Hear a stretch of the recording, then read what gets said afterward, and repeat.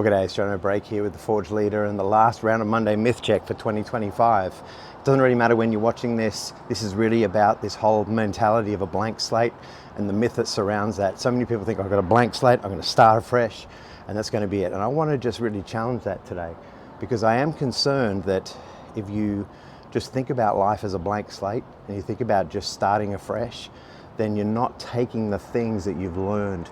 You're not taking the things that have grown you into this new season, and you're not building. Every year, for example, I get a word for the year, and I find that that word always builds on what happened in the year before. And I'm still looking forward to the word for 2026, but I'll let you know once that comes. But it's a very important moment for me where I think about what has been and what's coming. Okay, and I know that I've got a lot of things to look forward to in the year coming, but they all build on the years and the decades of experience and challenges and life moments that I've had. And so this is really important to think about. You don't just start with a blank slate. Yes, you get a chance to refresh and renew and revive, but you don't start with a blank slate, okay? The whole point of the new year, it is an opportunity to think about, well, what could be this year? So who am I?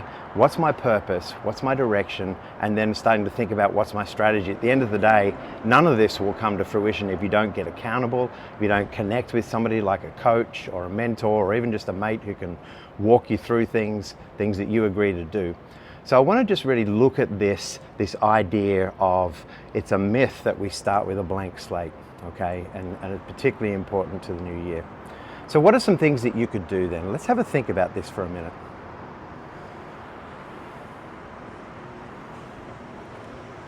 Firstly, I want to look at, one of the things that we often do in leadership sessions and so forth is this idea of takeaway and leave behinds. What have you taken away? What are you going to leave behind? What are the things that you're going to no longer do, the things you're going to keep doing? So the implication. And so I want you to think about that in terms of the year. What are the habits that you've formed this year that you're actually really proud of, that you love, that you think are really good? What are you going to do with those habits, and how are you going to evolve them, and maybe even create more new habits, I guess, in the year to come? The second thing is, what are two great lessons that you could learn, that you have learned this year? What are two things that you could take away? And just stop and think about those. And I do want to talk about the leave behinds.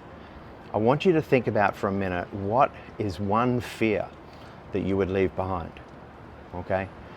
Now I could go into at length the things that I would like to learn from, that I would like to take into the new year, and certainly the things I would like to leave behind. We all carry fears and concerns.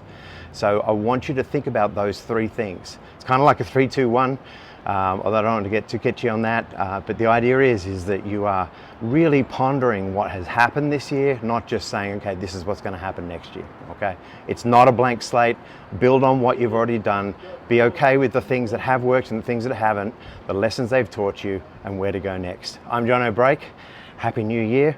Hope you enjoy the journey in the following year.